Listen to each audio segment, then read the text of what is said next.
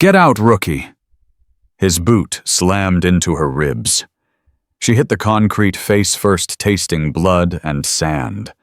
3 Marines stood over her, laughing, spitting near her head, while the whole unit watched and did nothing. She was 21, baby-faced, 5'4", the kind of girl they'd already forgotten by morning. So she didn't fight back, didn't scream, didn't cry. She just looked up at the man who kicked her and memorized his face.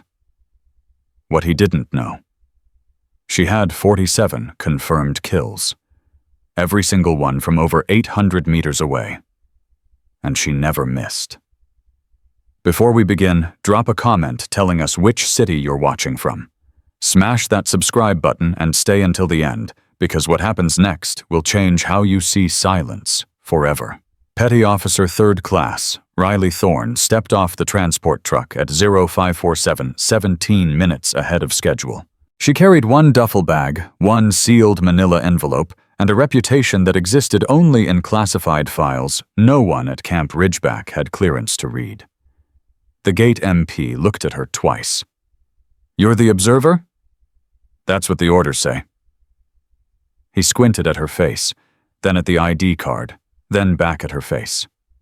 She looked 21 because she was 21. Baby cheeks, clear skin, the kind of face that belonged in a college dormitory, not a joint special operations training facility. "Building 7, he said finally. "Check in with Sergeant Womack." She nodded once, took her envelope back, and walked through the gate without another word. Camp Ridgeback sprawled across 14 acres of Arizona desert, a collection of sand-blasted buildings, outdoor training bays, and enough testosterone to fuel a small war. Marines ran most operations. Army Rangers filled the gaps. Navy sent observers occasionally, but never anyone who looked like her. Never anyone this young. Never anyone this quiet. Riley found Building 7 without asking for directions. She'd memorized the base layout 3 days ago, along with the personnel files of every instructor, the training schedules for the next 6 weeks, and the names of 11 individuals flagged for behavioral concerns. Sergeant Womack sat behind a metal desk covered in intake forms. He was 53, divorced twice, and had a reputation for processing new arrivals like cattle through a chute. Name: Thorne. Riley. Petty Officer 3rd Class. He typed without looking up. Assignment: Training Observer. Evaluation Support. His fingers paused. He glanced at her just long enough to register the baby face, the small frame, the complete absence of intimidation in her posture. Observer, he repeated. Yes, Sergeant. For how long? Duration of the current evaluation cycle. 6 weeks, possibly extended. He leaned back. Something flickered across his face. Not hostility, just confusion. Your Navy. Yes, Sergeant. And they sent you here to watch, to observe, evaluate, document. She held his gaze without blinking. Standard quality assurance protocol. Womack stared at her for a long moment. Then he shrugged, stamped her papers, and pointed toward the door. Barracks C, room 12. Chow's at 0630. Don't be late. She took the papers. Thank you, Sergeant. Thorne. She stopped at the door. Whatever you're really here for, he said quietly, keep your head down. This place eats people like you for breakfast. Riley didn't respond. She just walked out, papers in hand, face completely neutral. But somewhere behind those calm eyes, she was already cataloging, already watching, already counting. The mess hall was loud. Not conversation loud. Performance loud. The kind of noise that exists specifically to establish dominance, to claim territory, to remind everyone within earshot who owned the space. Riley entered at 0628, tray in hand, moving along the food line with the same quiet efficiency she brought to everything. Powdered eggs, toast, black coffee. She didn't linger, didn't make eye contact, didn't participate in the volume competition happening at every table. She found a seat in the corner back to the wall facing the entrance. Old habit. Necessary habit. She'd been eating for less than 2 minutes when the first test came. "Hey." She didn't look up. "Hey, I'm talking to you." Riley raised her eyes slowly. 3 men stood at the end of her table. Marines, all of them. The one in front was tall, broad-shouldered, with the kind of jaw that suggested he'd never lost a fight and never planned to. Sergeant Dominic Crenshaw, 28 years old. Infantry background. 3 formal complaints in his file, all dismissed, flagged for aggressive behavior during joint exercises. Riley had memorized his face 2 days ago. "Can I help you?" she asked. "You're in my seat." She glanced at the empty table. 12 chairs, all vacant except hers. "There are 11 other options," she said. Behind Crenshaw, someone laughed. Corporal Hayes, Mitchell Ranger, washout, bitter about it, known for following stronger personalities. Next to him, Private First Class Evan Mercer, barely 22, still trying to figure out where he fit. Crenshaw didn't smile. "I said you're in my seat." Riley picked up her tray, stood, and moved to the chair directly across the table. Same corner, same wall position, same sight line to the door. She sat down and resumed eating. The silence that followed was almost physical.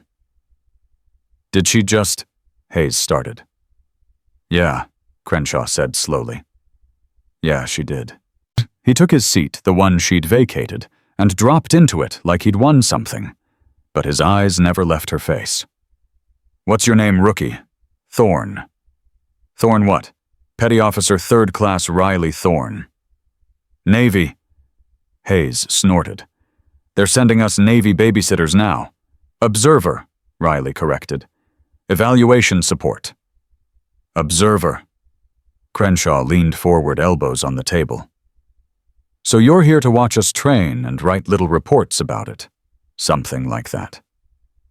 "And they sent you—" She met his eyes, held them.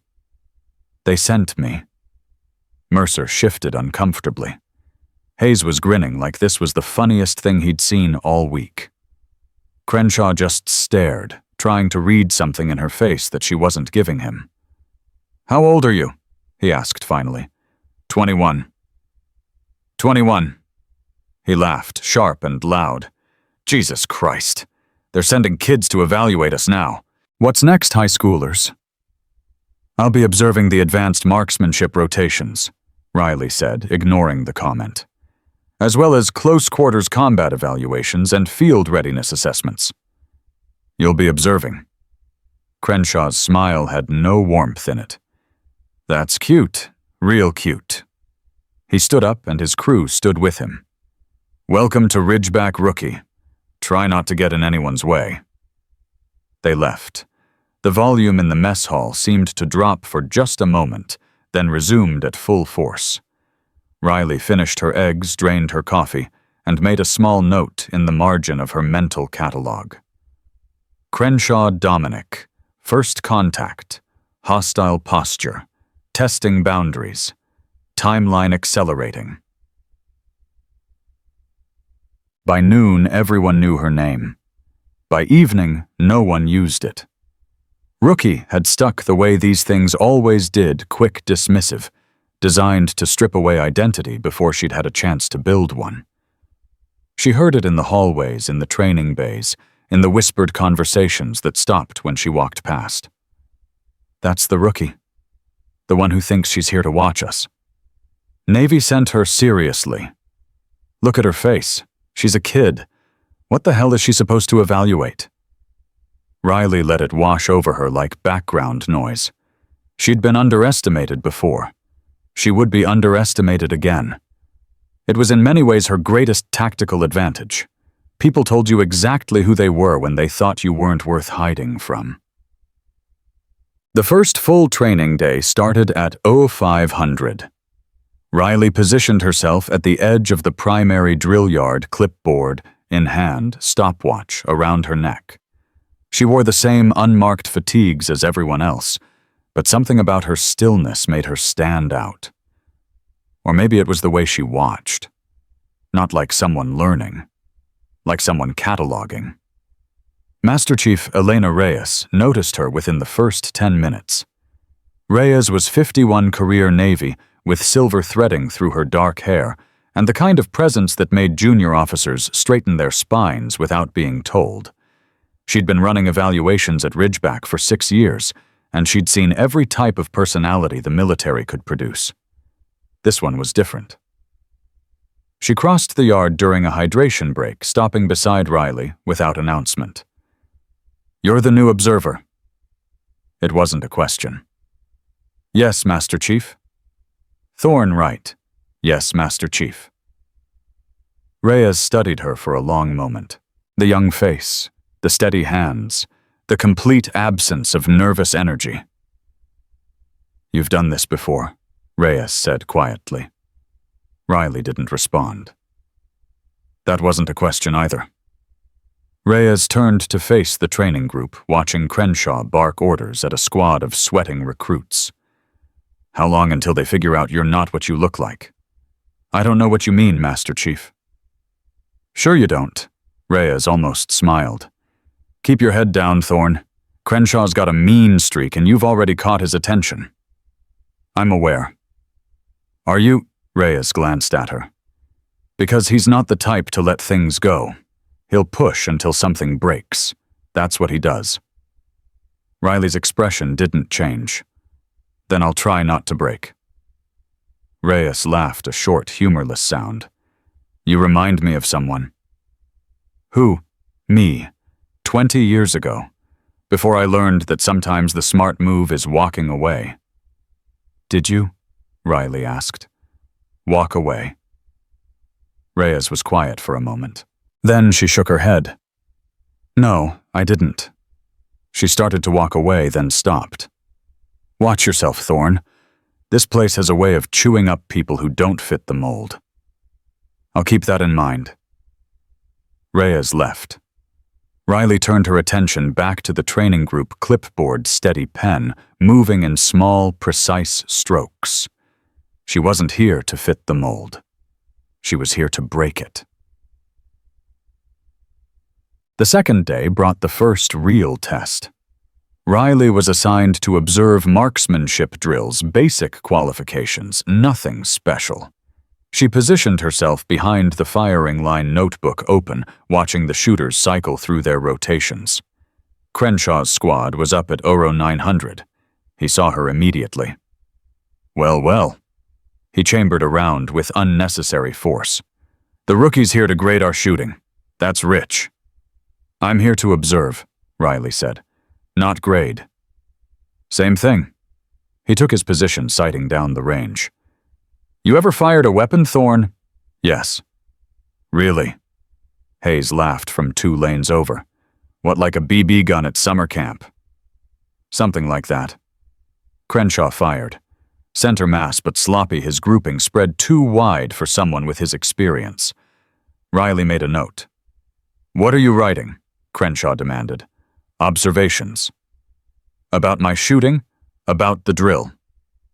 He fired again, faster this time, jerking the trigger instead of squeezing. The shot went left. "Maybe if you weren't staring," Hayes called out, "he could concentrate." Riley didn't respond. She just kept writing.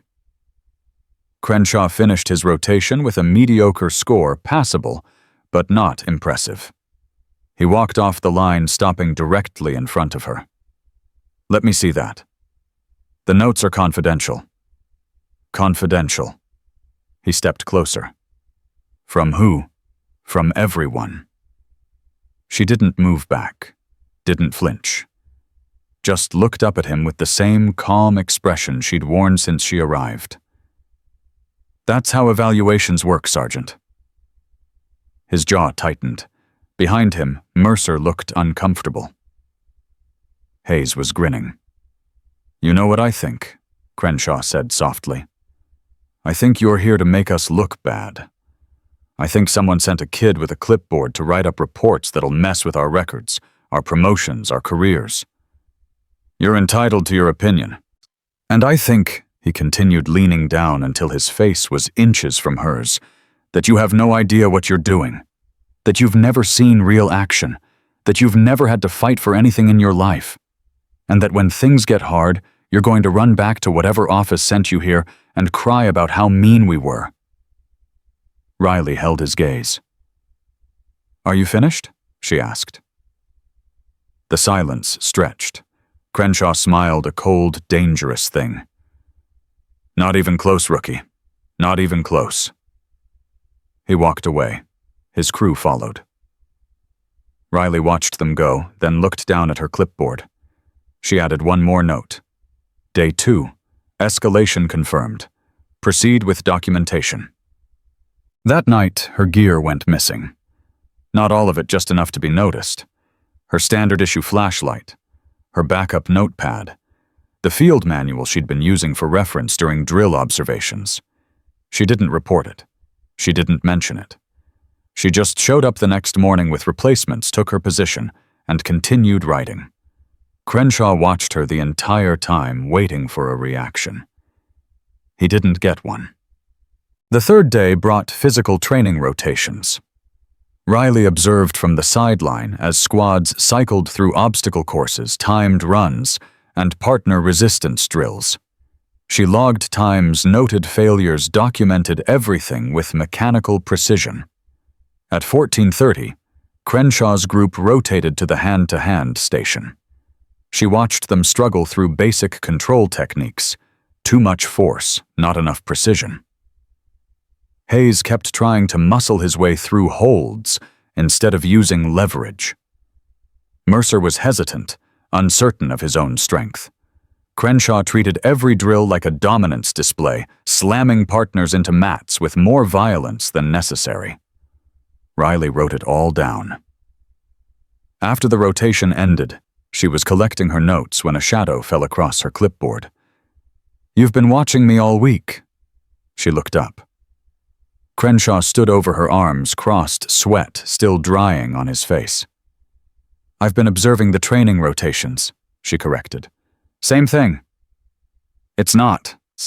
He squatted down, bringing his face level with hers.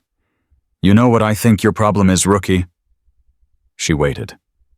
"You think watching makes you powerful. You think standing on the sideline with your little notebook gives you some kind of authority." He smiled. "But you're not in charge here. You're not one of us. And no matter how many notes you take, that's never going to change." Riley closed her notebook. "Are you trying to intimidate me, Sergeant?" "I'm trying to educate you." He stood up, towering over her. "There's a difference between watching something and being part of it, between reading about action and taking it. You'll never understand what we do here because you've never had to do it yourself." "You don't know what I've done?" "I know exactly what you've done." He laughed. "Nothing. You've done nothing, and everyone on this base knows it." He walked away. Riley sat very still for a moment. Then she opened her notebook again and made one final entry. Day 3. Crenshaw establishing narrative of incompetence. Positioning for escalation. Prepare accordingly. The fourth day, someone left a note on her bunk.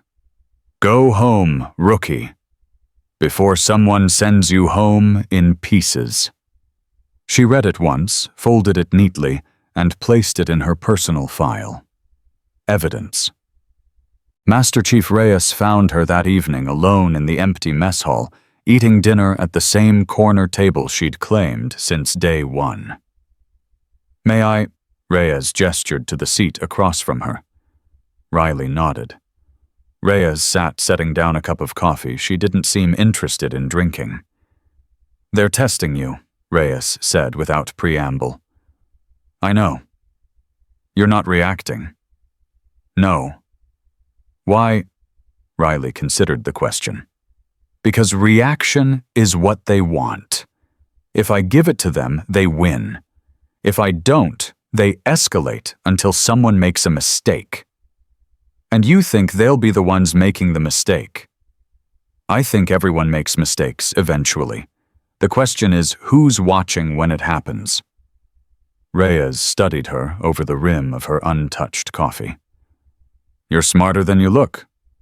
Most people think I'm younger than I am too. Are they wrong? About my age, no." Riley took a bite of her food, chewed slowly. "About what it means, yes." Reyes leaned back. "I pulled what I could of your file. Observer support evaluation coordination transferred in from a processing unit on the East Coast. Standard stuff. Nothing special." Riley kept eating.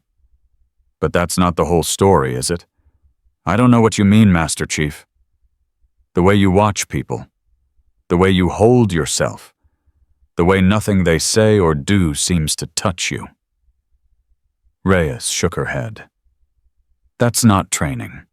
That's experience. The kind you don't get from pushing papers." Riley set down her fork. "You're perceptive," she said. "I've been doing this a long time." "Then you know some things aren't meant to be discussed." "I do." Reyes nodded slowly. "But I'll tell you this much, whatever you're really here for, be careful. Crenshaw isn't just loud. He's mean. And he's got a way of making sure the people who cross him regret it. Has anyone ever crossed him successfully?" Reyes was quiet for a moment. "Not that I've seen." "Then maybe," Riley said, picking up her fork again, "it's time someone did." The fifth day brought the first physical contact. It happened in the hallway outside the equipment bay, narrow, poorly lit, the kind of space that didn't attract much traffic. Riley was returning a timing device she'd borrowed from morning drills. She was alone. She didn't expect to stay that way. Footsteps behind her. 3 sets. Familiar rhythm. "Hey, rookie." She stopped but didn't turn. "We've been thinking," Crenshaw continued, voice bouncing off the concrete walls. "You've been here almost a week now. You've watched us train. You've written your little notes. But we don't really know anything about you." "There's nothing to know." "See, that's what you keep saying." He moved closer. She could feel him now, less than 5 feet behind her. "But I think you're hiding something. I think there's a reason they sent someone who looks like you. And I think it's time we found out what that reason is." Riley turned slowly. Crenshaw stood in the center of the hallway, Hayes on his left, Mercer on his right. They'd positioned themselves to block both exits. Textbook intimidation formation. She'd seen it before. Used it before. In places they couldn't imagine. "What do you want, Sergeant? Just a conversation." He smiled. "That's not against the rules, is it? That depends on the conversation. See, there you go again. Always watching. Always calculating." He took another step forward. "It's annoying, you know, that having someone stare at you all day like they're waiting for you to screw up."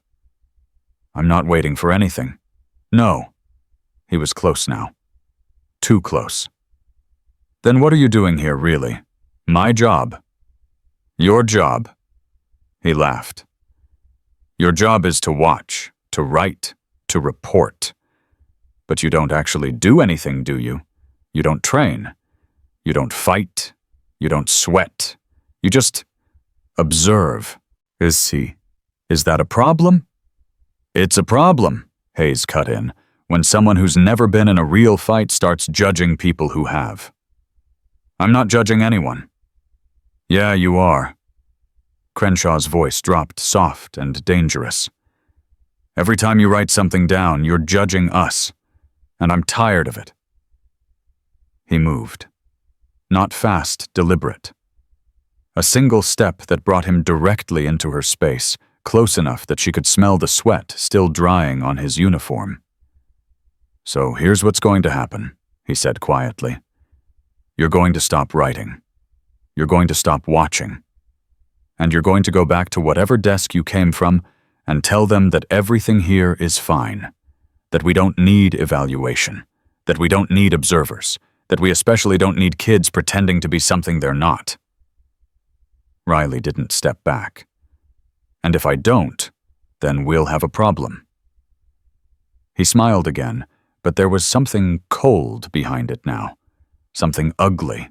"And trust me, rookie, you don't want a problem with me." The silence stretched. Behind Crenshaw, Mercer shifted uncomfortably. His face was pale, uncertain. This wasn't what he'd signed up for, and he knew it.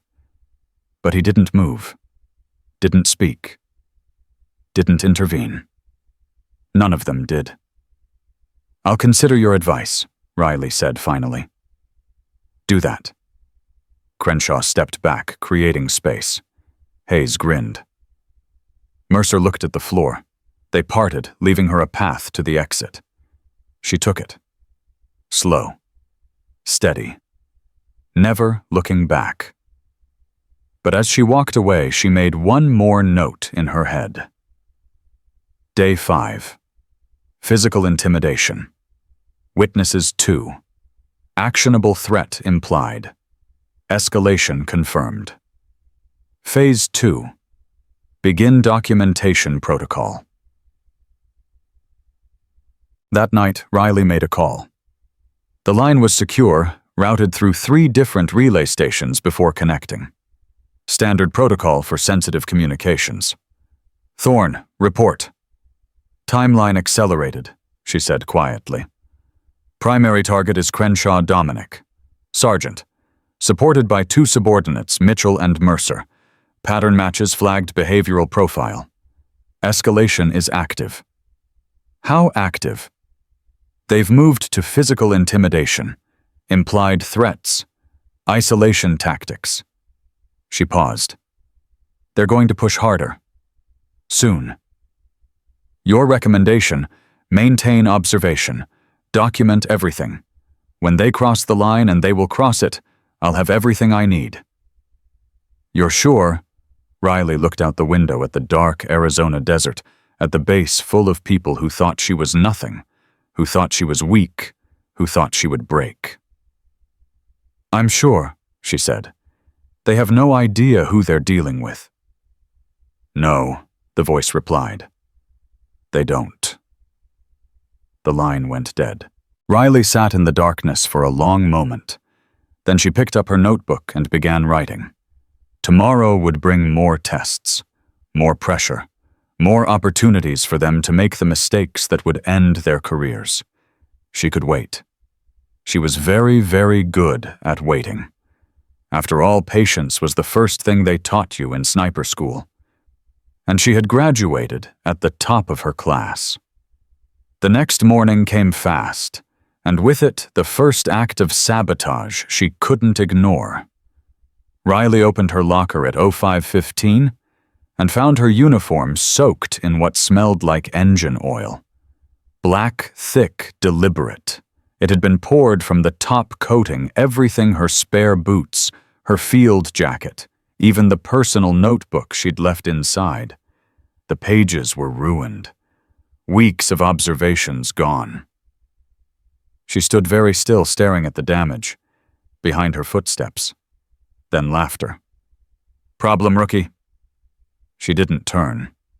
She knew that voice. "Looks like someone had an accident," Crenshaw continued. "These old lockers, you know, leaky pipes, faulty seals. Things just happen." Hayes snickered. Mercer was silent. Riley reached into the locker and pulled out the dripping notebook. Oil ran down her fingers, pooling on the floor. "Shame about your notes," Crenshaw said. "Guess you'll have to start over." She turned then. Slowly. Her face revealed nothing. Not anger, not frustration, not fear.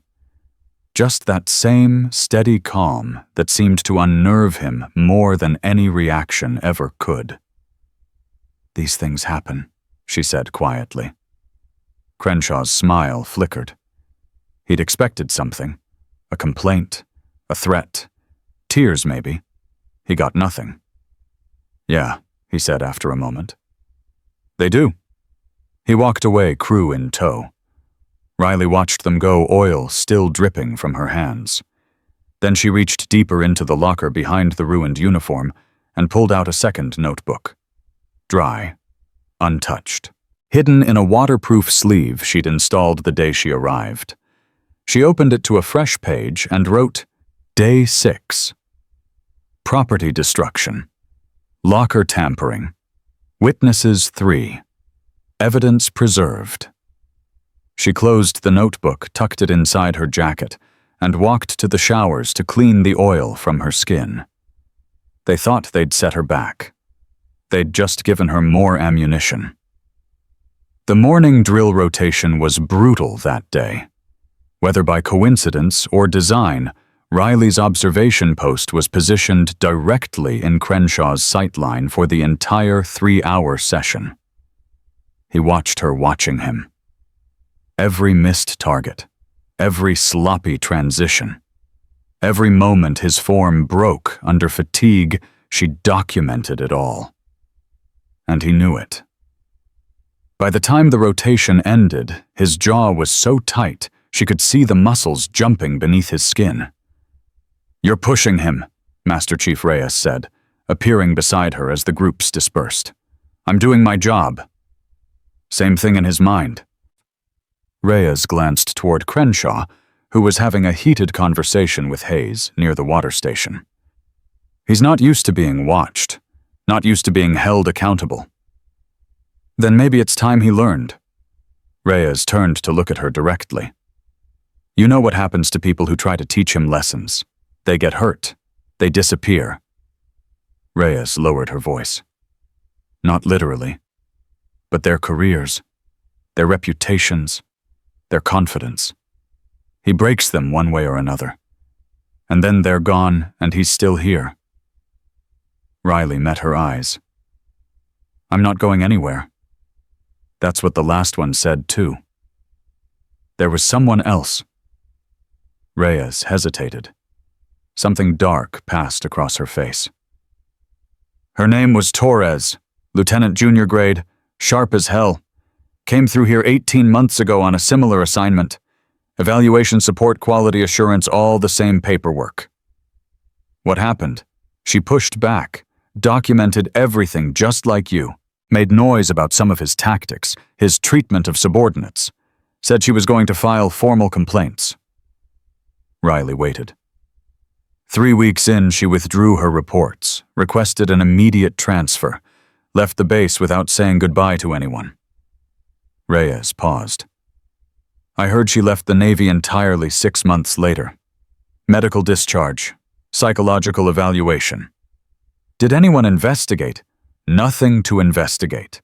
She didn't file any complaints, didn't make any accusations, just stopped." Reyes shook her head. Whatever happened between her and Crenshaw, she never talked about it, and no one ever asked. Riley absorbed this in silence. "I'm telling you this," Reyes continued, "because I don't want the same thing happening to you. You're young. You've got your whole career ahead of you. Whatever you think you're doing here, it's not worth destroying yourself over."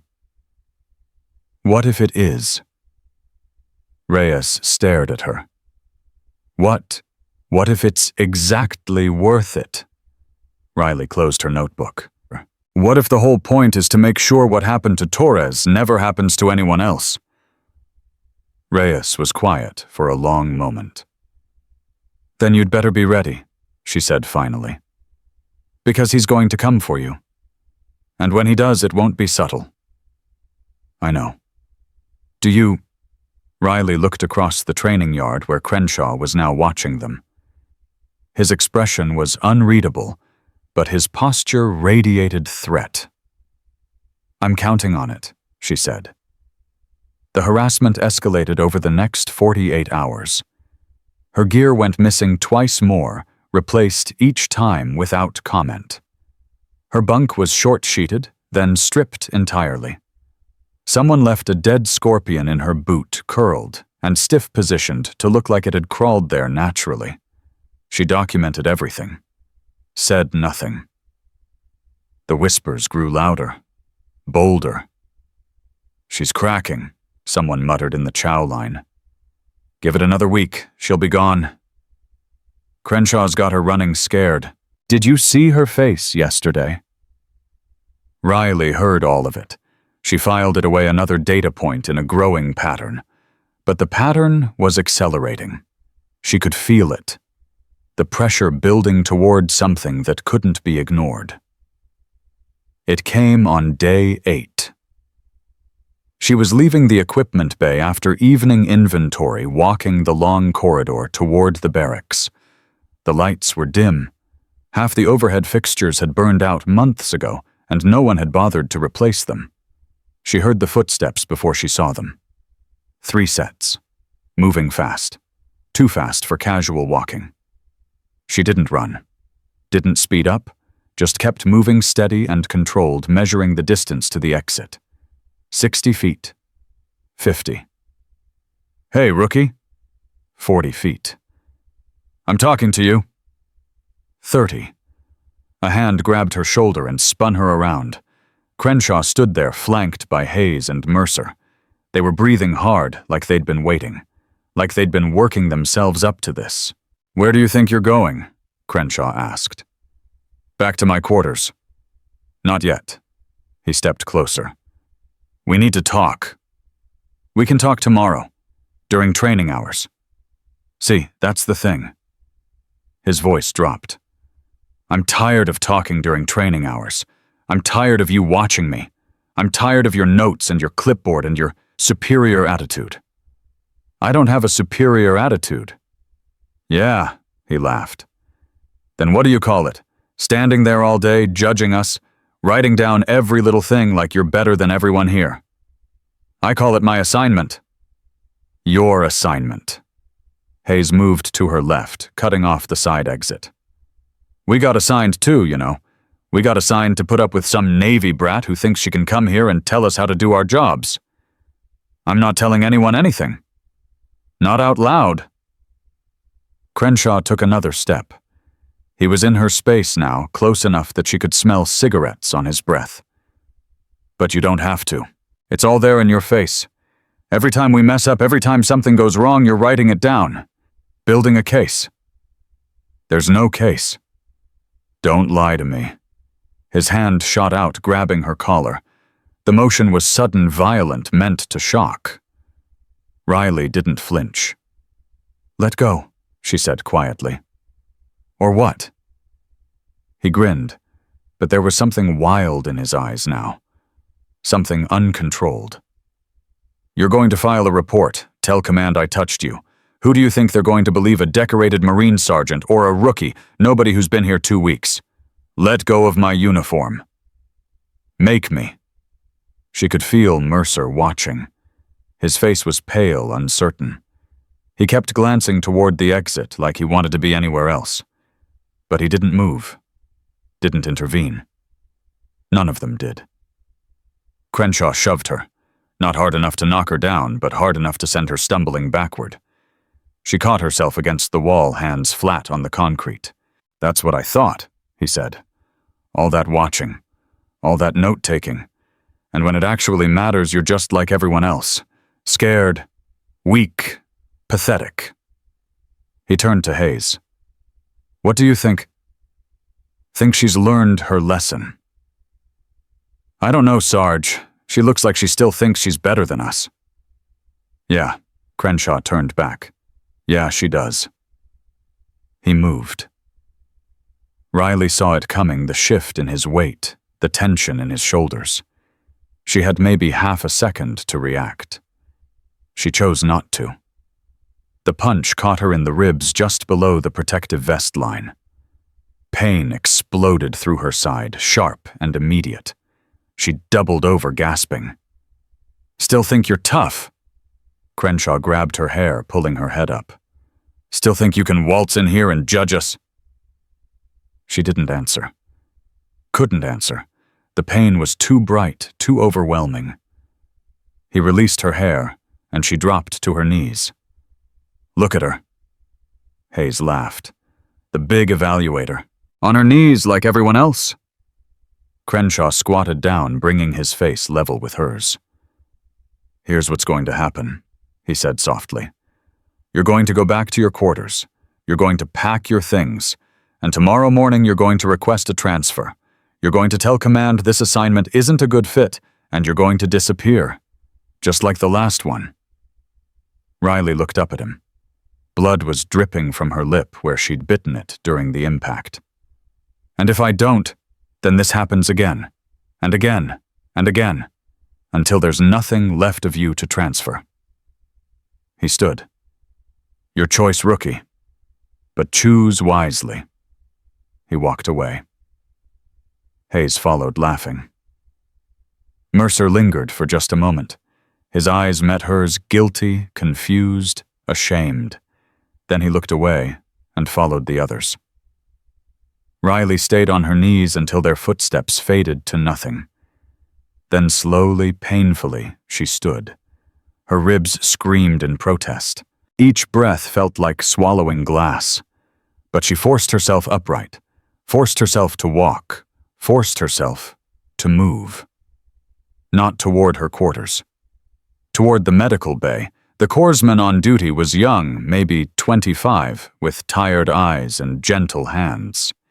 He looked up when she entered, and his expression shifted immediately from boredom to concern.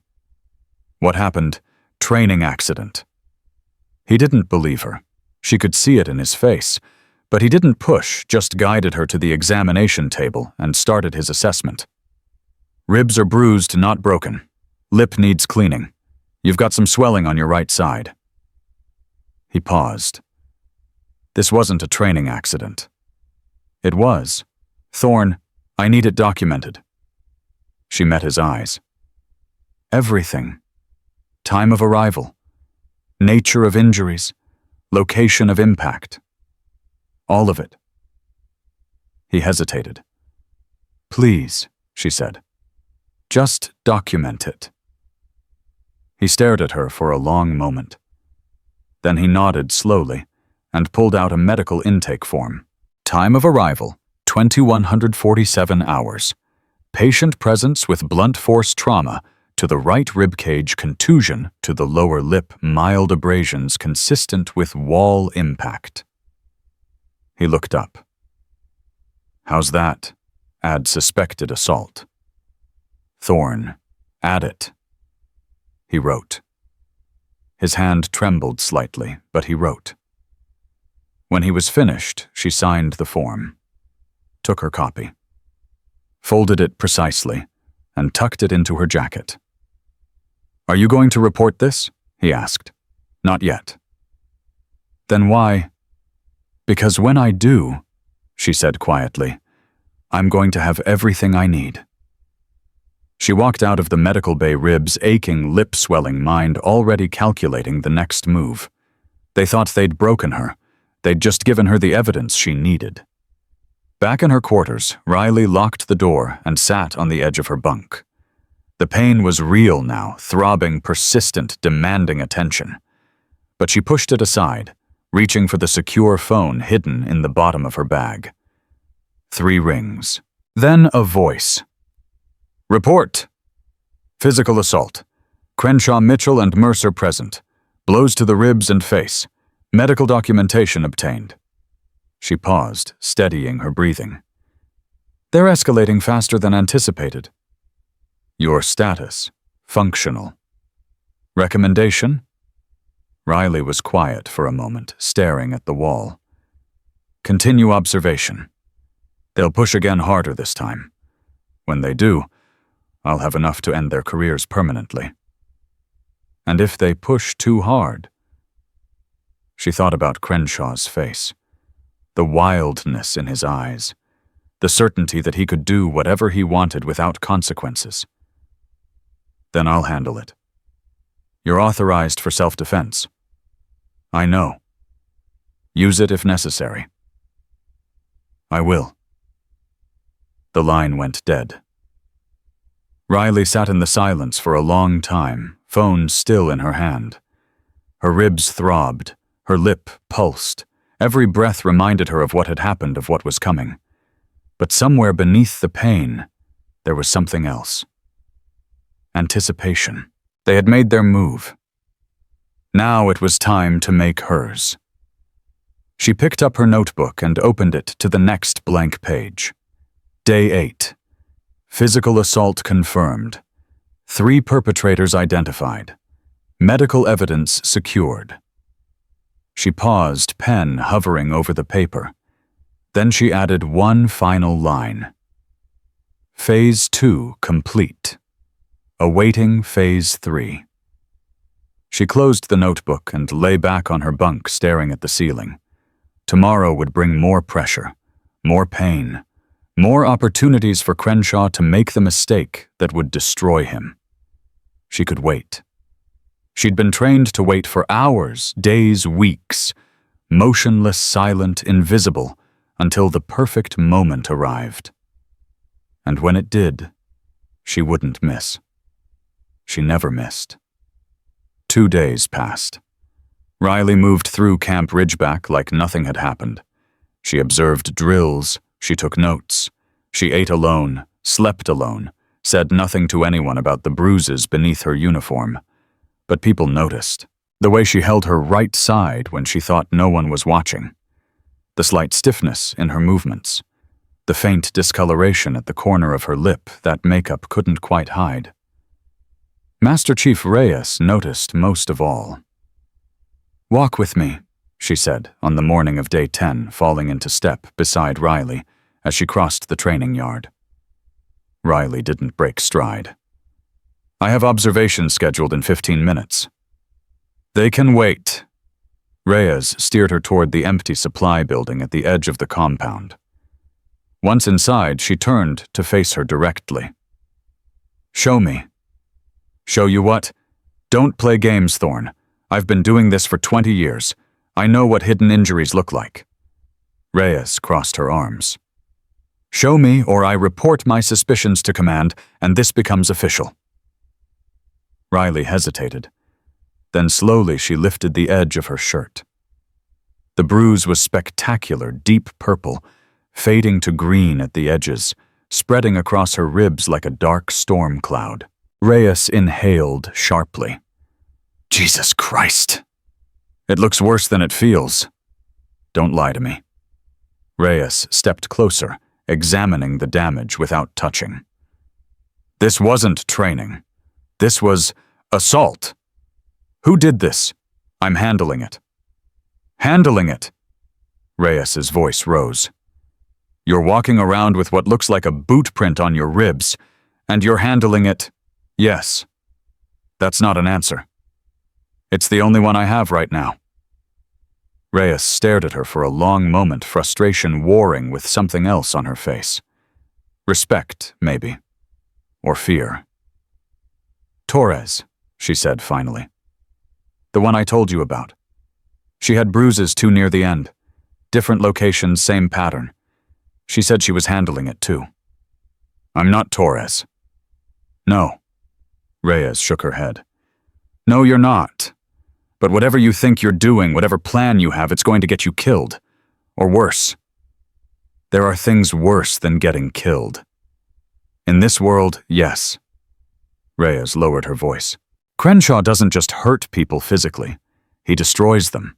Their confidence, their careers, their sense of who they are. By the time he's done with you, you won't recognize yourself." Riley let her shirt fall back into place. "That's where you're wrong," she said quietly. "Am I? Crenshaw thinks he knows who I am. He thinks I'm a rookie, a paper pusher, someone he can break because she's small and young and doesn't fight back." Riley met Reyes's eyes. "He's wrong about all of it." "Then who are you?" Riley was silent for a moment. "Ask me again after tomorrow," she said. "You'll have your answer." She walked out before Reyes could respond. The new training schedule was posted at 1600 hours. Riley saw the crowd gathered around the bulletin board before she saw the paper itself. Marines, rangers, contractors, all of them staring at the same notice, muttering to each other in confused voices. She pushed through to read it. Advanced Marksmanship Evaluation. Extended Range Qualification, 0600 hours. Range Complex Delta. Instructor of Record PO3, R. Thorne. Mandatory attendance. All personnel in current evaluation cycle. The silence around her was sudden and absolute. "Is this a joke?" someone muttered. "The rookie's teaching shooting. Did someone hack the system?" Riley turned to find Crenshaw standing 10 feet away, staring at the notice with an expression she couldn't quite read. Disbelief, mostly. But underneath it, something darker. "Instructor of Record," he said slowly, tasting each word. "You're listed as Instructor of Record. Looks that way. For marksmanship." He laughed, but there was no humor in it. "You, teaching us how to shoot." "That's what the schedule says."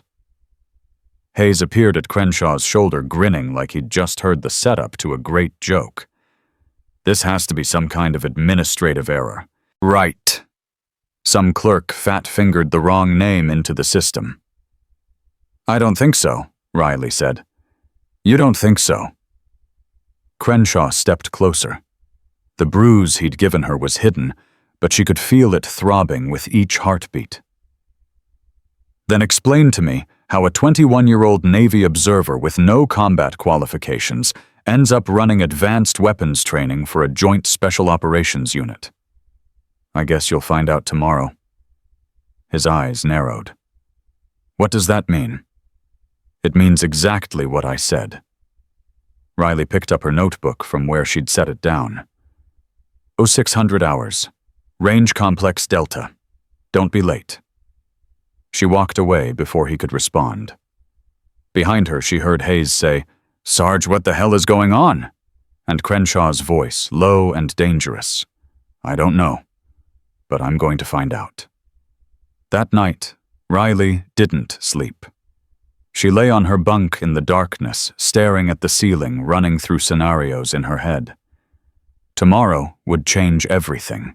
Tomorrow would reveal who she really was, what she was really capable of. There would be no going back. At Euro 4:30, she rose, dressed in clean fatigues, and made her way to the armory. The duty officer was expecting her. Orders had been filed 3 days ago, authorizing access to the specialized equipment she'd requested. "You sure about this?" he asked, handing over the case. "I'm sure. That's a Barrett M82, 50 caliber. Most people here can't even lift it, let alone, I know what it is." He stared at her for a moment, then shrugged. "Your funeral." She carried the case to Range Complex Delta and began her preparations in silence. By 0545, the first personnel began arriving. They came in small groups, trickling in from different directions, all of them wearing the same expression of confused skepticism. The rookie was teaching shooting. The rookie who'd never been seen holding a weapon. The rookie who spent all her time watching and writing instead of doing. This was going to be entertaining. Crenshaw arrived at 0558, flanked by Hayes and Mercer. He walked like he owned the range, stopping at the edge of the firing line with his arms crossed. "Well," he called out, "where's our instructor?" Riley stepped out from behind the equipment station. She looked different. Not physically same small frame, same baby face, same calm expression.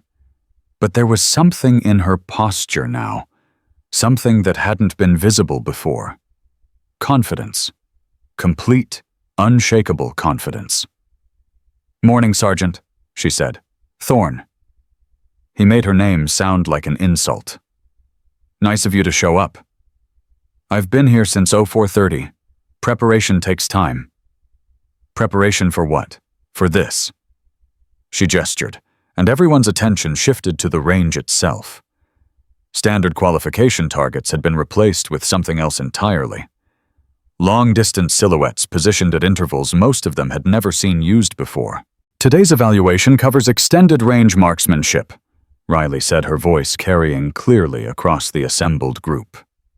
Distances from 500 to 1,200 meters, wind compensation, elevation adjustment, breathing control. The fundamentals of precision shooting. Someone laughed nervously. 1,200 meters?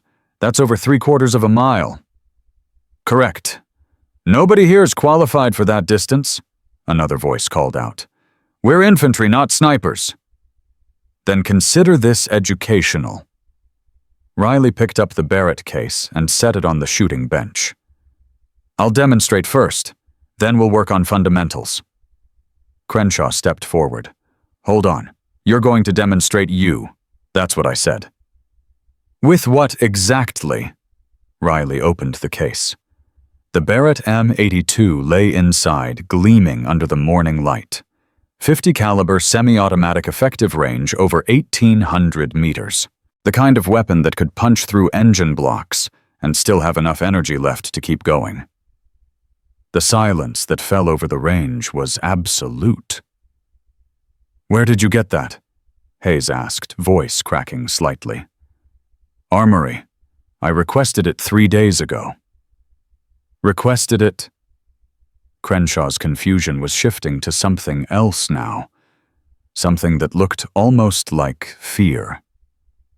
On whose authority? Mine. Riley lifted the rifle from its case with practiced ease, checking the action, loading the magazine with movements so smooth they looked choreographed. Any other questions? No one spoke. Good. She moved to the shooting position, settling into the prone stance with the kind of fluidity that only came from thousands of hours of practice. First target, 500 meters. Watch the mechanics. She breathed in, breathed out. Fired. The sound was deafening, a thunderclap that rolled across the range and echoed off the distant hills. Through the spotting scope, someone verified the hit. Center mass, dead center. Riley chambered another round. Second target, 700 meters. Wind correction required. She made a small adjustment to the scope. Breathed. Fired. Center mass again. Holy shit. Crenshaw's face had gone pale. Third target. Riley continued, voice calm as still water. 900 meters. She fired. Center mass. Fourth. 1,100 meters. Center mass. Fifth. She paused, looking through the scope at the distant silhouette. 1,200 meters. This is the one that separates qualification from mastery. The range was silent. No one moved. No one breathed. Riley adjusted her position by millimeters, calculated the wind, felt the rhythm of her own heartbeat. Then she fired. The spotter's voice came back, trembling. Hit, center mass, 1,200 meters dead center. Riley rose from the shooting position, ejected the magazine, and cleared the weapon with the same fluid precision she'd shown throughout. Then she turned to face the assembled group. 40 faces stared back at her. 40 expressions ranging from shock to disbelief to something approaching terror. Crenshaw's mouth was open, but no sound came out. That, Riley said quietly, is what advanced marksmanship looks like. Now let's see how you all do with the basics. The evaluation that followed was brutal. Not because Riley was cruel, she wasn't. Her instructions were clear, her corrections precise, her manner completely professional. But the contrast between what they'd just witnessed and what they were capable of was devastating. Crenshaw's grouping at 500 meters was scattered. Hayes couldn't maintain proper breathing discipline.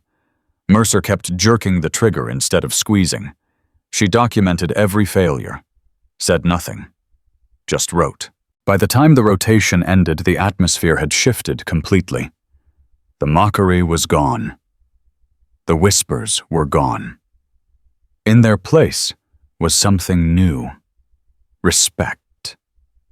Grudging, uncomfortable, but undeniable. One of the senior NCOs approached her as the group dispersed. "Where did you learn to shoot like that? Training." "What kind of training?" Riley met his eyes. "The classified kind." He stared at her for a long moment, then he nodded slowly and walked away. Crenshaw didn't leave with the others. He stood at the edge of the range, watching her break down the Barrett and return it to its case. His crew had already departed Hayes, practically running Mercer, looking like he wanted to disappear into the ground. "You set this up," he said finally. Riley didn't look up. "I set up an evaluation. That's my job." "No, you set me up." He stepped closer. "The whole thing. The watching, the note-taking, letting us think you were just some paper pusher. It was all a setup. Was it, 'Don't play games with me'?" His voice was rising now, the fear transforming back into anger. "Who the hell are you, really? What's your actual assignment here?" Riley finished securing the case and stood to face him. "I'm exactly who my orders say I am," she said. "An evaluation specialist here to assess training quality and personnel performance." "Bullshit. Nobody who shoots like that is just an evaluation specialist." "Then maybe you should have checked my file more carefully." His eyes narrowed. "Your file is sealed." "Parts of it are." "What's in those parts?" Riley stepped closer, close enough that she had to look up to meet his eyes. Despite the height difference, there was no question who was in control of this conversation. 47, she said quietly. 47 what? Confirmed kills. Every single one from over 800 meters. She watched his face as the words landed. "I don't miss, Sergeant. I never miss." The color drained from his face. "You're a sniper." "I'm a sniper. I'm an instructor. And right now, I'm the person documenting everything you do." She picked up the Barrett case. "Have a good day, Sergeant. I'll see you at tomorrow's evaluation." She walked away, leaving him standing there, staring after her with an expression of complete and utter shock. Word spread through the camp like wildfire. By lunch, everyone knew. The rookie wasn't a rookie. The observer wasn't just observing. The baby-faced girl with the clipboard was a Navy SEAL sniper with a classified kill count and the skills to back it up. Riley ate alone, as always. But this time the silence around her was different. This time, when people looked at her, they looked quickly and then away. Fear. Actual fear. She documented that too.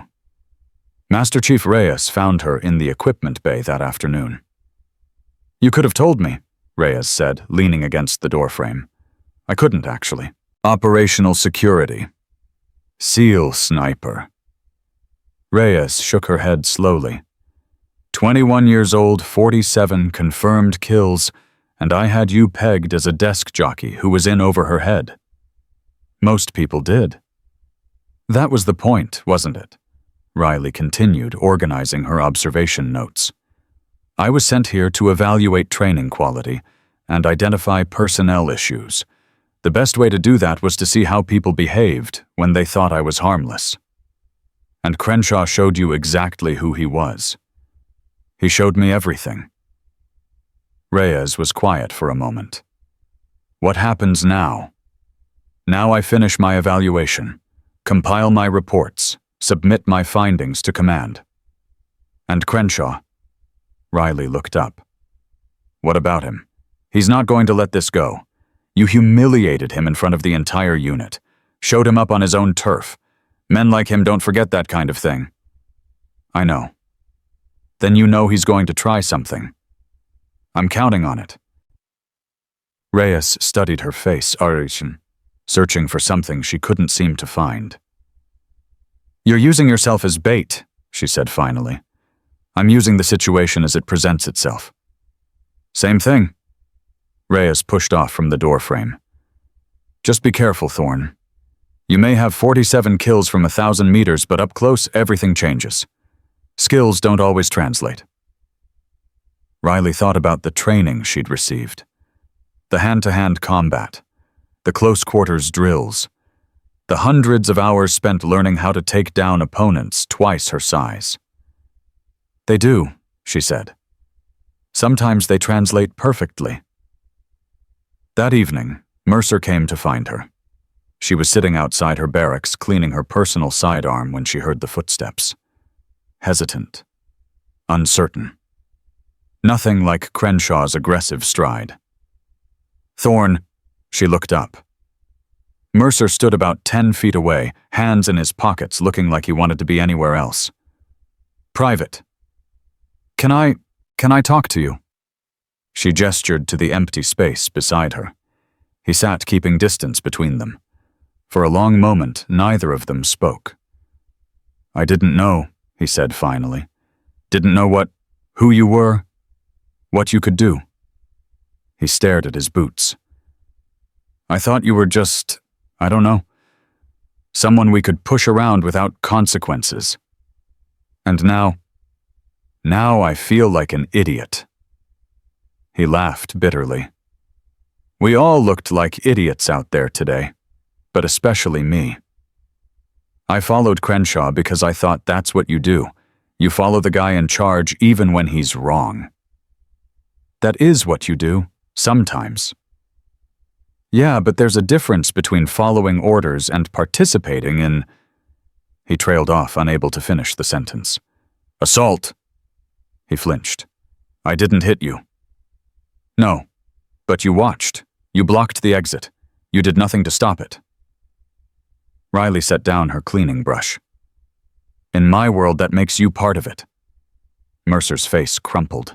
For a moment, he looked like what he was, a kid, barely out of training and way over his head, realizing for the first time that choices had consequences. I'm sorry, he said. I know that doesn't fix anything, but I'm sorry.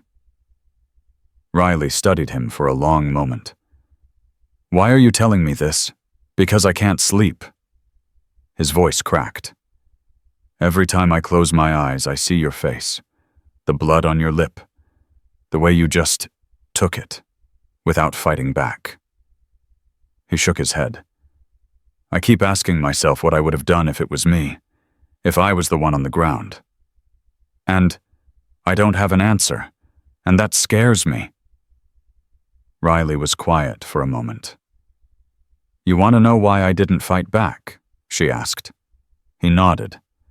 Because fighting back would have meant winning, and winning would have meant ending it too soon. She picked up her brush and resumed cleaning. Some battles aren't about the immediate victory. They're about the long game, about letting your enemy make enough mistakes that when you finally do move, the victory is complete. And now, have they made enough mistakes? Riley looked at him, really looked, seeing past the uniform and the fear to the confused young man underneath. Almost, she said. One more. Mercer swallowed hard. What's coming? You already know. He did know. She could see it in his eyes. The certainty that Crenshaw wasn't finished, that the humiliation he'd suffered today would demand retaliation. You should stay away, she said. Whatever happens next, you don't want to be part of it. What if I do? Do what? Want to be part of it, but on the right side this time. She studied him for a long moment.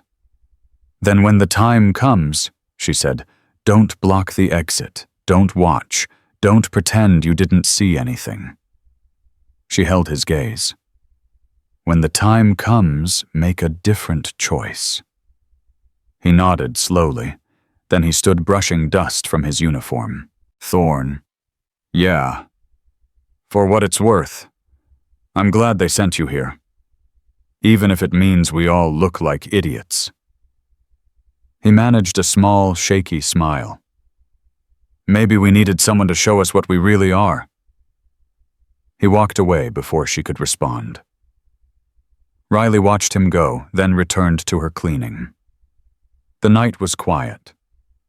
The camp was settling into its evening routines. Somewhere in the darkness, Crenshaw was planning his next move. She could feel it coming, the pressure building, the storm approaching. Tomorrow or the day after. Soon. And when it came, she would be ready.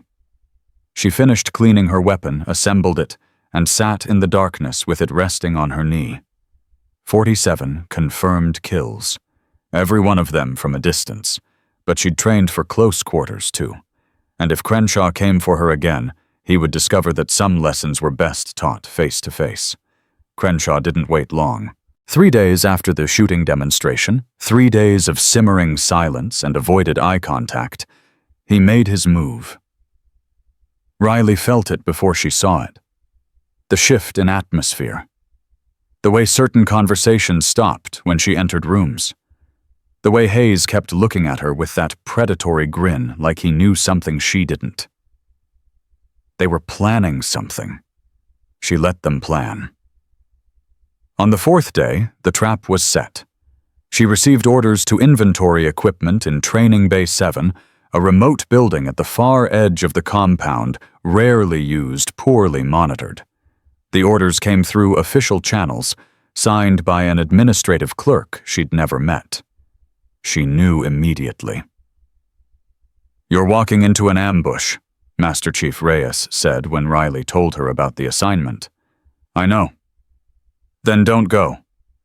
"I have to." Reyes grabbed her arm. "Thorne, listen to me. Whatever game you're playing, it stops now. Report this to command. Let them handle Crenshaw through proper channels." "Proper channels didn't help Torres." Riley met her eyes.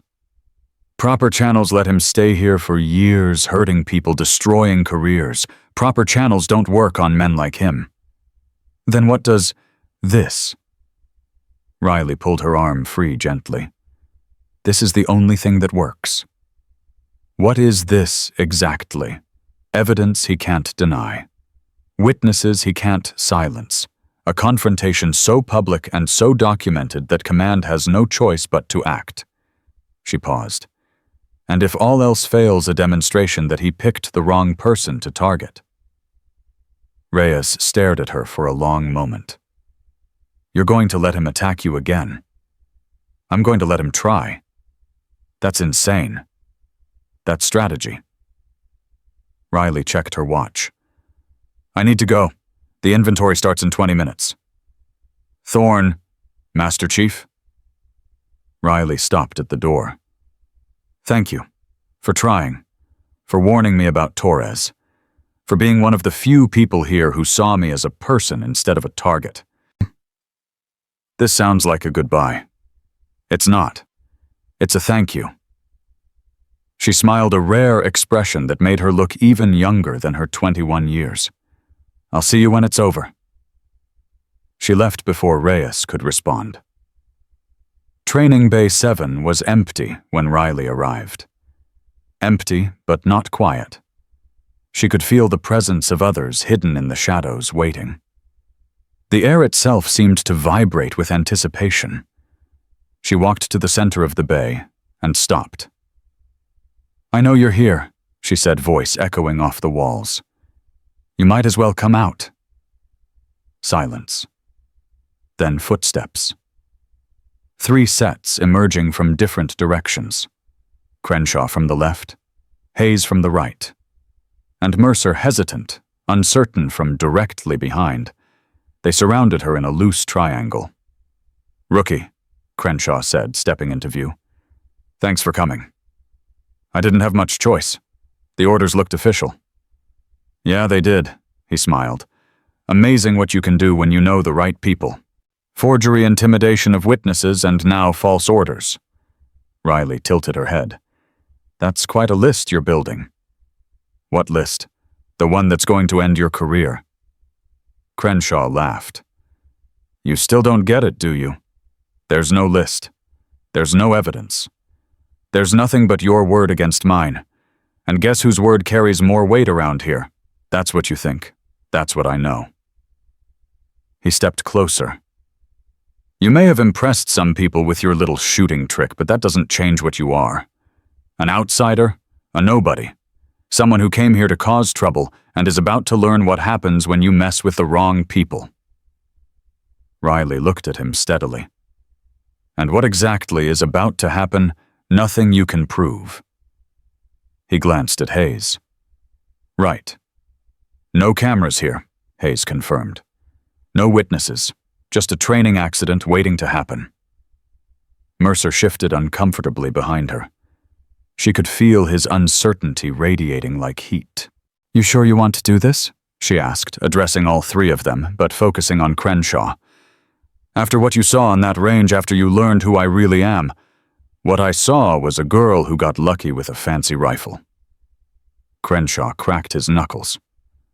But rifles don't help you up close, and up close is where I live. Is it, let me show you? He moved. Riley had been waiting for it, had been calculating angles and distances since the moment they appeared. Crenshaw came in fast, leading with his right hand a power strike aimed at her jaw. She stepped into it. Not away, not back into the attack. Her left hand caught his wrist mid-swing, redirecting the force past her body. Her right palm drove into his elbow, hyperextending the joint. She pivoted using his momentum against him and swept his forward leg. Crenshaw hit the ground hard, the impact driving the air from his lungs. Before he could react, she was on him, knee on his chest, his own arm locked in a position that would dislocate his shoulder with a few pounds of additional pressure. Time elapsed 2 seconds. Hayes reacted a heartbeat later, charging from her right side with a wild haymaker. She released Crenshaw's arm, rolled sideways, and came up in a low crouch. Hayes's punch found empty air. She took his balance with a simple ankle hook, then drove her elbow into his solar plexus as he fell. He landed on his back, gasping like a fish on dry land. Time elapsed 4 seconds. Mercer hadn't moved. He stood frozen, watching his two companions writhing on the ground, his face a mask of shock and indecision. His hands were up, but not in attack position, more like surrender. I won't, he said, voice barely audible. I'm not going to. Then don't. Riley straightened, barely breathing hard. Stay exactly where you are. He nodded frantically. Yeah, I'm staying. I'm not moving. She turned her attention back to Crenshaw, who was struggling to his feet. Blood dripped from a cut on his forehead where it had struck the concrete. His eyes were wild now, the calculating predator replaced by something more primitive. Pure rage. You think this changes anything? He snarled. I think it changes everything. He charged again, abandoning technique for brute force. She sidestepped, drove a palm strike into his kidney, and followed with an elbow to his spine as he passed. He stumbled, caught himself, turned. Fight me, he hissed. Fight me for real. I am fighting you for real. Riley's voice was calm, almost gentle. You just don't recognize it because you've never fought someone who knows what they're doing. He came at her again, and again. Each time she redirected his attacks, used his momentum against him, put him on the ground without ever throwing a punch. It was systematic, methodical, the kind of dominance that couldn't be faked or denied. By the 5th takedown, Hayes had recovered enough to rejoin the fight. He came in low, trying to tackle her legs. She sprawled, driving her weight down, then rolled him into an armbar that had him screaming before she even fully applied pressure. Stop, Hayes wailed. Stop my arm! She released him, letting him scramble away, clutching his elbow. Crenshaw was on his feet again. But something had changed. The rage was still there, but it was tempered now by something else. Fear. Who the hell are you? He demanded. Riley straightened, brushed a strand of hair from her face, and looked at him with absolute calm. "I'm the person who's been waiting for you to make exactly this mistake," she said. "I'm the person with 47 confirmed kills who chose not to add 3 more to the list, and I'm the person who's going to end your career, not with violence, not with revenge, with the truth." "What truth?" "The truth you've been building for weeks." She pulled a small device from her pocket, a digital recorder still running green light, blinking steadily. "Every confession, every threat, every moment of this encounter, all of it documented." Crenshaw's face went white. That's inadmissible. You can't use that against, maybe in a courtroom, but this isn't a courtroom." She tucked the recorder back into her pocket. "This is the military, and command doesn't need admissible evidence. They just need enough truth to act. They'll never believe you. They'll believe the recording. They'll believe the medical reports from the last time you attacked me. They'll believe the testimony of witnesses who've watched you bully and intimidate personnel for years." She stepped closer, close enough that she could see the pulse jumping in his throat. "And they'll believe what they see with their own eyes when I submit my evaluation report. The one that documents every failure, every violation, every moment of the last 3 weeks. You're bluffing." "Am I?" She smiled, but there was no warmth in it. "You had 47 chances to walk away, Sergeant. That's how many people I've put down from a mile away. You weren't worth the bullet, and you're certainly not worth my career." Hayes groaned from his position on the floor. Mercer stood frozen, watching the scene unfold with something like awe. Crenshaw's fists clenched. For a moment, Riley thought he might try again, might make one final desperate attempt to salvage his pride through violence. Then his shoulders slumped. He was beaten. Not physically, his body still worked, still capable of throwing punches. But mentally, spiritually, completely. The fight had gone out of him. "What do you want?" he asked, voice hollow. "I want you to face the consequences of your actions, all of them, going back years." She stepped back, creating space. "But that's not my decision to make. That's for command to decide." "So what now?" "Now we wait." As if on cue, footsteps echoed from the bay entrance. Heavy, official, multiple sets. 2 MPs appeared in the doorway, followed by Master Chief Reyes and a Lieutenant Colonel Riley had never seen before. They took in the scene, 3 Marines on the ground, 1 woman standing, and stopped. "Report," the Lieutenant Colonel said. Riley straightened, assuming parade rest. "Sir, training incident. 3 personnel attempted unauthorized close-quarters combat evaluation. All 3 failed." The Lieutenant Colonel's eyes swept the bay, noting the injuries, the positions, the obvious signs of a fight. "Failed," he repeated. "Spectacularly, sir." Behind him, Reyes was barely suppressing a smile. The Lieutenant Colonel approached Crenshaw, who had managed to struggle to his feet. Blood still dripped from his forehead. His uniform was torn. "Sergeant, explain." Crenshaw opened his mouth, closed it, opened it again. "Sir, he attacked me, sir." Riley's voice cut through his attempt. Along with Corporal Hayes and Private Mercer, this was the second such attack.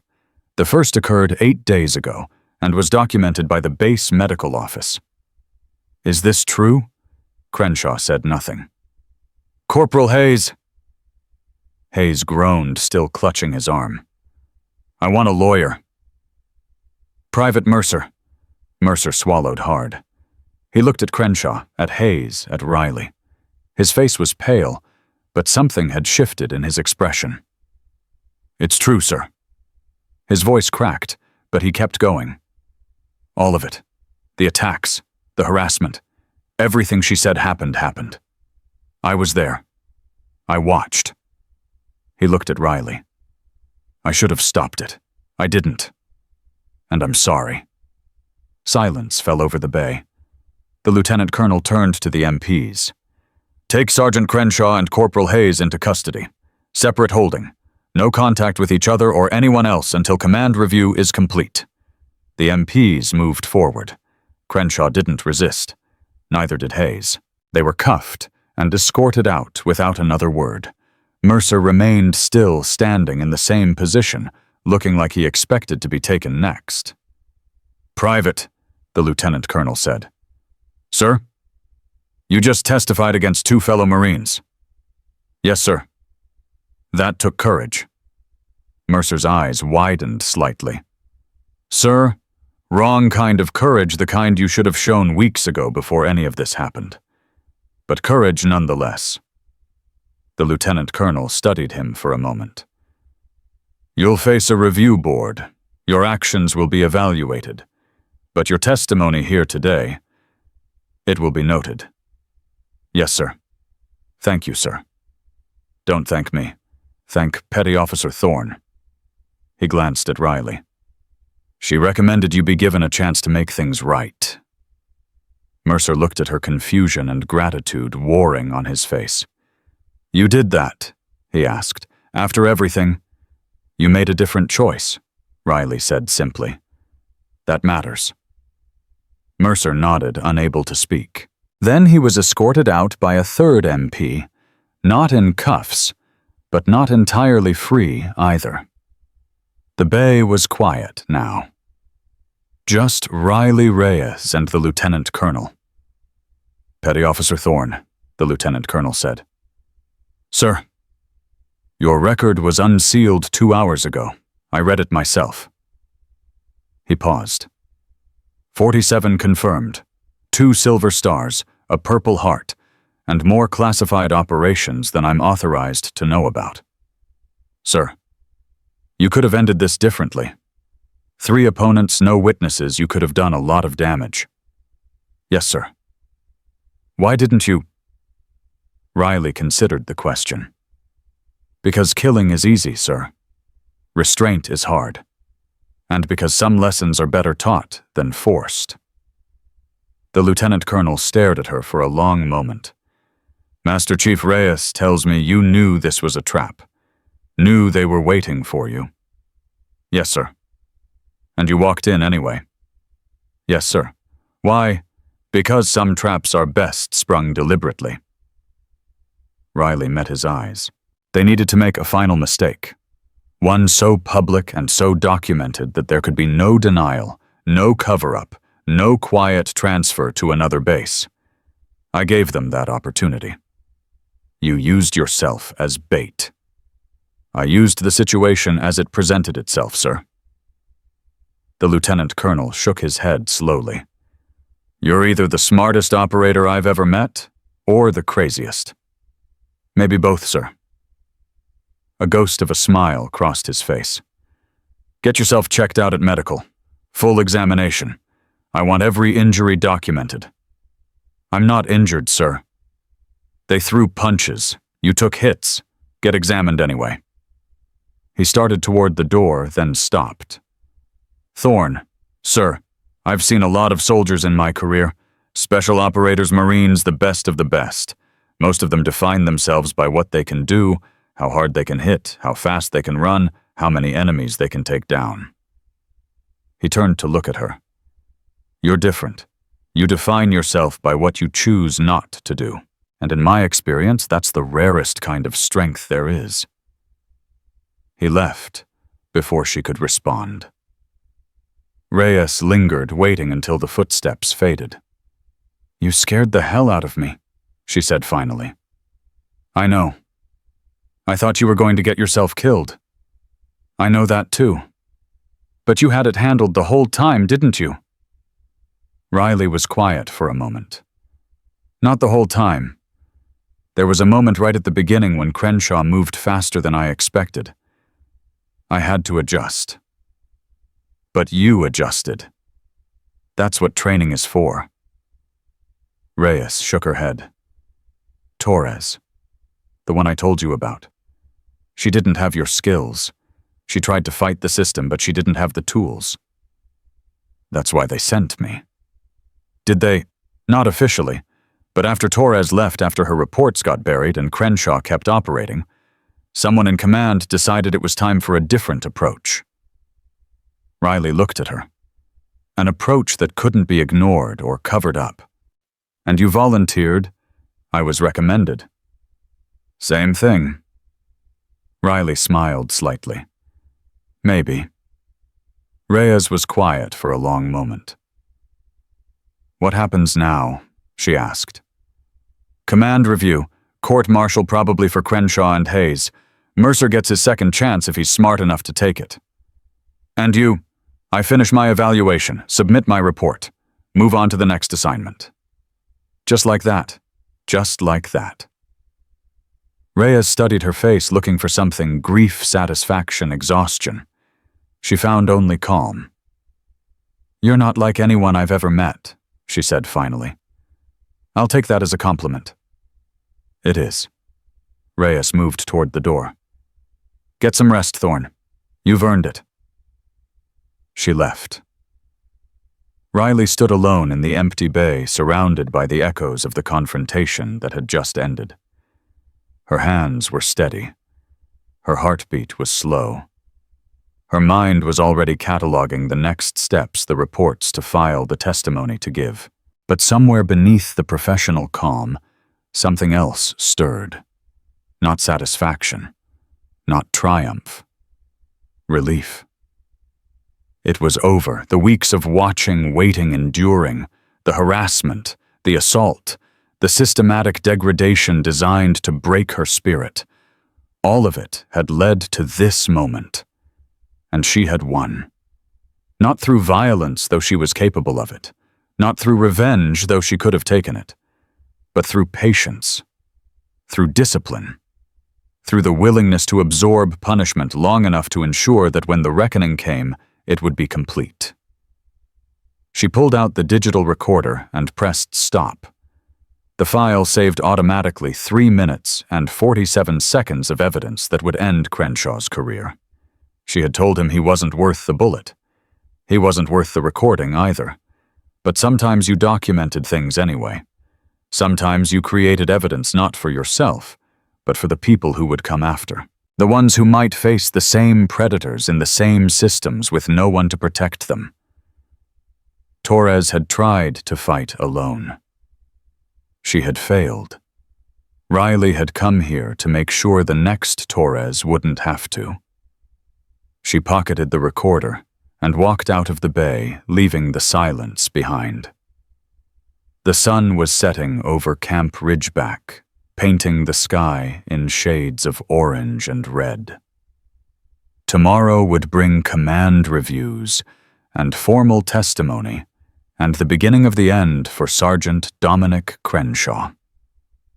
But tonight, for the first time since she'd arrived, Riley Thorne allowed herself to feel something other than vigilance. She felt peace. The command review convened at 0800 the following morning. Riley arrived early, dressed in her formal service uniform for the first time since reaching Camp Ridgeback. The insignia she'd hidden for weeks was visible now: the SEAL trident, the warfare specialist pin, the ribbons representing commendations most people in this room would never see. She wasn't hiding anymore. The review board consisted of 5 officers, the lieutenant colonel she'd met the day before, 2 commanders from Naval Special Warfare, a JAG representative, and a civilian oversight official, whose presence suggested this had attracted attention from well above the normal chain of command.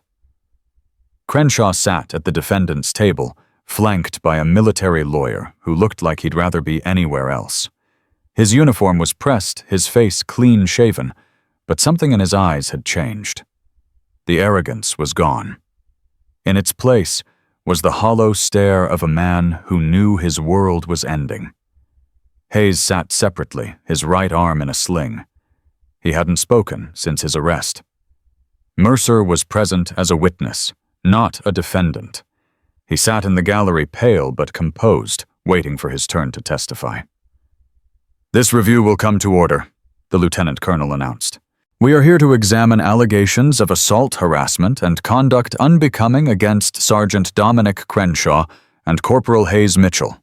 Petty Officer 3rd Class Riley Thorne, please approach. Riley stood and walked to the witness position. State your name and assignment for the record. Riley Thorne, Petty Officer 3rd Class, Naval Special Warfare Command, Current Assignment Evaluation Specialist, Joint Special Operations Training Center. And your qualifications: SEAL Qualified, Sniper Certified, Close Quarters Combat Instructor, 47 confirmed kills across classified operations. A murmur ran through the room. Several people who hadn't seen her file shifted in their seats. Petty Officer Thorne, please describe the events that led to this review. Riley began at the beginning. The arrival at Camp Ridgeback, the immediate hostility, the escalating harassment, the first assault in the corridor, the medical documentation, the second confrontation in Training Base 7. She spoke clearly without emotion, letting the facts carry their own weight. When she finished, the room was silent. You have evidence to support these allegations? The JAG representative asked. Yes, sir. Riley pulled the digital recorder from her pocket. Audio recording of the second assault, including verbal admissions of intent and prior actions. Additionally, medical records documenting injuries from the first assault, time-stamped photographs of property damage, and written observations spanning 3 weeks of systematic harassment. She placed the recorder on the table. There are also witnesses, she continued. Private First Class Evan Mercer was present for both incidents. Master Chief Elena Reyes observed patterns of behavior and can testify to the climate of intimidation. And Corporal Hayes Mitchell, currently a co-defendant, made verbal admissions during the recorded confrontation.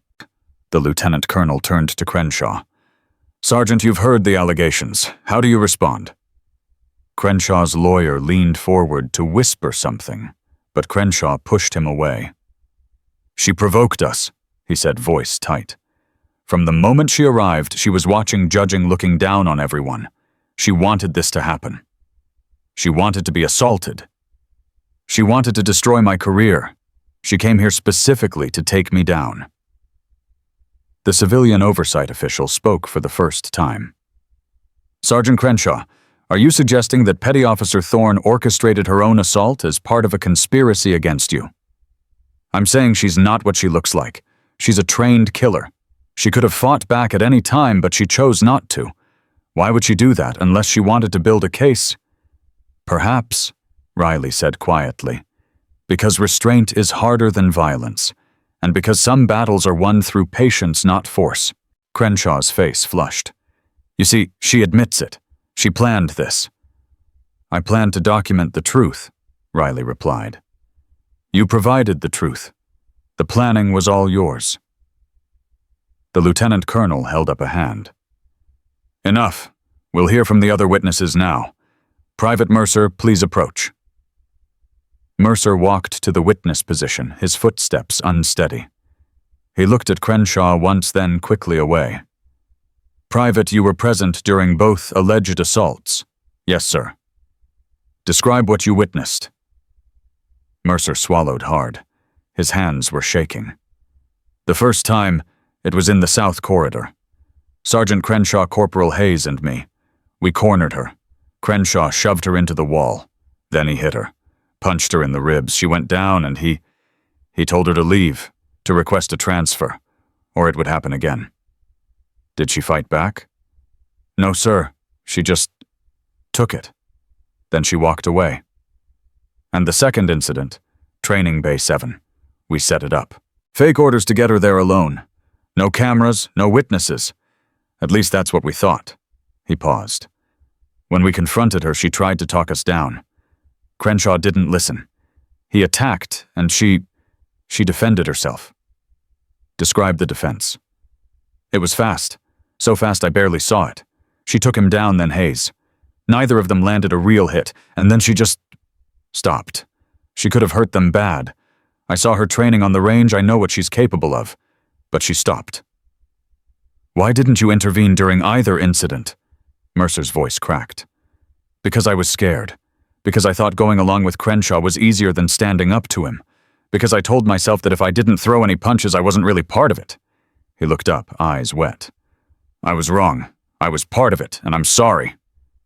The room was silent. Is there anything else you'd like to add? The lieutenant colonel asked. She gave me a chance. After everything she told me, I could make a different choice. So I'm making it. Now. Whatever happens to me, I want the truth on the record. He returned to his seat. No one spoke. The review continued for another 2 hours. Hayes was called to testify, but refused to speak on advice of counsel. Master Chief Reyes provided testimony about the climate at Camp Ridgeback, about Torres, about patterns that had been ignored for too long. Finally, the board called a recess to deliberate. Riley waited outside, standing alone, watching the desert wind stir dust across the compound. She felt lighter than she had in weeks. Whatever happened next, she had done what she came to do. Thorne. She turned. Mercer stood a few feet away, hands in his pockets, looking uncertain. Private. I wanted to thank you, he said, for what you did in there, recommending I be treated as a witness instead of a defendant. You made the choice yourself. I just gave you the opportunity. Still, he shuffled his feet. I've been thinking about what you said, about restraint being harder than violence. I didn't understand it before. I thought strength meant being tough, being aggressive, never backing down. And now I think maybe strength is knowing you can destroy someone and choosing not to. He paused. How do you learn that?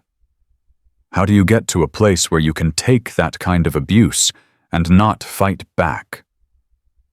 Riley considered the question. You don't learn it all at once, she said. You learn it one situation at a time, one choice at a time. Every moment you could react with anger and choose something else instead. That's practice. That's training. Eventually it becomes who you are. Did it always come naturally to you? No. She smiled slightly. When I was younger, I had a temper. Quick to anger, quick to fight. It took years to learn that the battles you don't fight are sometimes more important than the ones you win. What changed you? Sniper training. You spend hours, days, lying perfectly still, waiting for a moment that might never come. You learn patience because you have no choice, and somewhere along the way you start applying that patience to everything else. She looked at him. You'll find your own way. Everyone does. What if I don't? Then you'll end up like Crenshaw, powerful but empty, feared but not respected, and eventually alone. Mercer nodded slowly. I don't want that. Then don't choose it. The door opened behind them. An MP gestured for Riley to return inside. They've reached a decision, he said. Riley walked back into the review room. The 5 board members sat in a row, their faces unreadable. Crenshaw and Hayes were already in their positions, their lawyers beside them. The lieutenant colonel spoke. This board has reviewed all evidence and testimony related to the allegations against Sergeant Dominic Crenshaw and Corporal Hayes Mitchell. Our findings are as follows. He paused, letting the silence build. Sergeant Crenshaw is found guilty of assault, harassment, conduct unbecoming, and abuse of authority. He is hereby reduced in rank to private, stripped of all commendations, and recommended for dishonorable discharge pending court-martial proceedings. Crenshaw's face went gray. Corporal Hayes Mitchell is found guilty of assault and conspiracy. He is reduced in rank to private and recommended for dishonorable discharge pending court-martial. Hayes stared at the floor, saying nothing. Private First Class Evan Mercer, while present during both incidents, cooperated fully with this investigation and provided crucial testimony. He will face administrative review, but is not recommended for criminal charges at this time. His future in the military will depend on his conduct going forward." Mercer exhaled shakily. Finally, this board commends Petty Officer 3rd Class Riley Thorne for her restraint professionalism and dedication to proper procedure. Her documentation and evidence gathering made this review possible. Her refusal to use excessive force, despite clear provocation and capability, exemplifies the highest standards of military conduct. The lieutenant colonel looked directly at her. "Petty Officer Thorne, do you have anything to add before we adjourn?" Riley stood. "Only this, sir." She looked at Crenshaw, then Hayes, then the assembled officers. "What happened here isn't unique. In bases across the country, across the world, there are people being harassed, abused, and intimidated by those with power over them. Most of them don't have the training I have. Most of them don't have the resources to fight back. They suffer in silence, and eventually they break." She paused. "I came here to document training quality, but what I found was a system that allowed predators to thrive. A culture that rewarded aggression and punished restraint. A structure that made it easier to transfer victims than to hold perpetrators accountable. That system needs to change.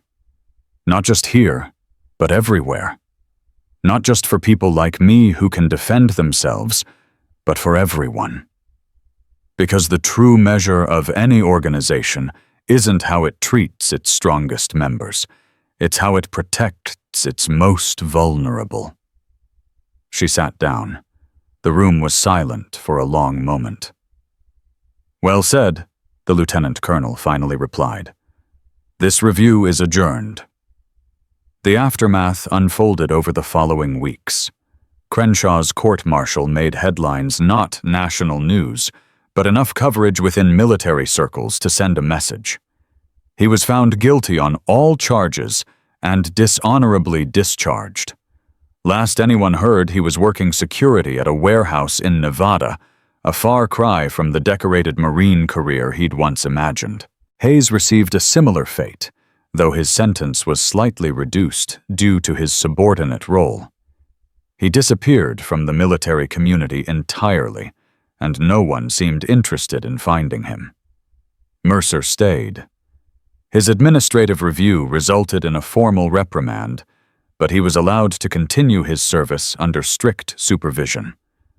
Riley heard through channels that he'd requested transfer to a different unit, one with better leadership. She heard he was doing well. Master Chief Reyes received a commendation for her cooperation with the investigation.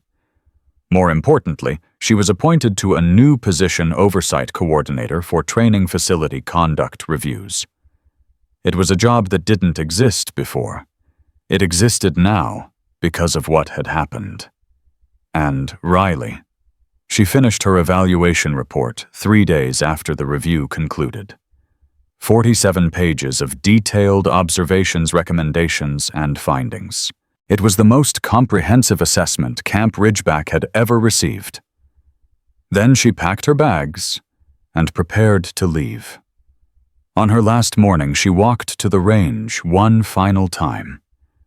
The sun was just rising, painting the sky in shades of gold and orange. No one else was there. Just her, the targets, and the silence. She set up at the 1,000-meter line, no Barrett this time, just a standard rifle. She took her position, controlled her breathing, and fired. Center mass. She fired again, and again, and again. Each shot landed exactly where she intended. Not because she was trying to prove anything, but because this was who she was. This was what she'd trained to do. And despite everything that had happened, despite the violence and the fear and the doubt, she was still exactly the person she'd chosen to become. "You're going to miss this place, aren't you?" She looked up. Reyes stood a few feet away, coffee in hand, watching with a knowing smile. "Not especially." Liar. Reyes sat on the bench beside her. You loved every minute of it. The challenge, the stakes, the chance to prove something. Maybe. Riley set down the rifle. But there are other challenges, other places that need what I can offer. Any idea where they're sending you next? Not yet. But wherever it is, there will be someone like Crenshaw. There always is. And someone like Torres who doesn't know how to fight back. There always is. And you'll be there to even the odds. Something like that. Reyes was quiet for a moment. I've been doing this for 20 years, she said finally. Watching people come and go. Watching some of them shine and others burn out. I've seen a lot of courage, and I've seen a lot of cowardice. And where do I fit? Neither. Reyes smiled. You're something else entirely. Something I don't have a name for. Someone who walks into fire because that's where they're needed, not because they enjoy the heat. That might be the nicest thing anyone's ever said to me. Don't let it go to your head. Reyes stood. Your transport leaves in an hour. Don't miss it. I won't. Reyes started to walk away, then stopped. Thorne. Yeah, thank you. For Torres. For all the other ones who came before and didn't have someone like you to fight for them. Her voice was rough. You didn't just change this base. You changed the conversation. And that matters more than any of us can measure. She left before Riley could respond. Riley sat alone on the range for a few more minutes, watching the sun climb higher. Then she gathered her gear, walked to the transport vehicle, and climbed inside. Camp Ridgeback shrank in the rearview mirror until it was nothing but a smudge on the horizon. Then, it was gone entirely. She didn't look back. There would be other assignments, other predators, other victims who needed someone to stand between them and the darkness. That was her purpose. That was her calling. Not to kill, though she could. Not to destroy, though she was capable of it. But to protect. To document.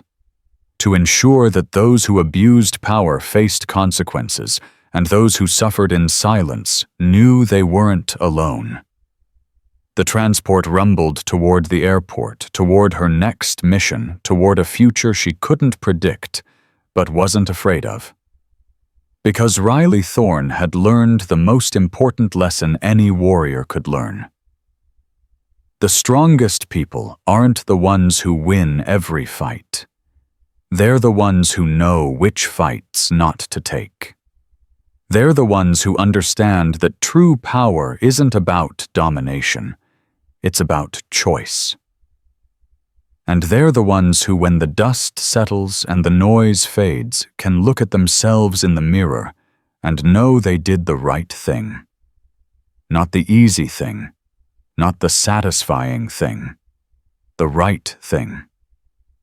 That's what makes a warrior. That's what makes a leader. That's what makes a hero. And Riley Thorne, 21 years old, baby-faced, soft-spoken, and utterly underestimated, had proven herself to be all three. Not with violence, not with revenge, but with patience, with restraint, with the quiet, unshakable certainty that justice would prevail if she was willing to wait for it. They had called her rookie. They had laughed at her. They had tried to break her, and in the end, she had taken them all down, not with bullets or fists, but with something far more powerful. The truth. Would you have waited like Riley did, or would you have fought back immediately? Would you have trusted the system, or taken matters into your own hands? Drop your answer in the comments. I read every single one. And remember this, the most dangerous person in the room is never the loudest. It's the quiet one in the corner, the one who's watching, the one who's waiting, the one who knows exactly when to act and exactly when to hold back. That's real strength. That's real power. And that's the lesson Sergeant Dominic Crenshaw learned too late. If you haven't already smashed that subscribe button, tap the bell icon and share this story with someone who needs to hear it. Because sometimes the ones who look the weakest are the strongest of all. And sometimes the rookie everyone laughed at is the one who changes everything.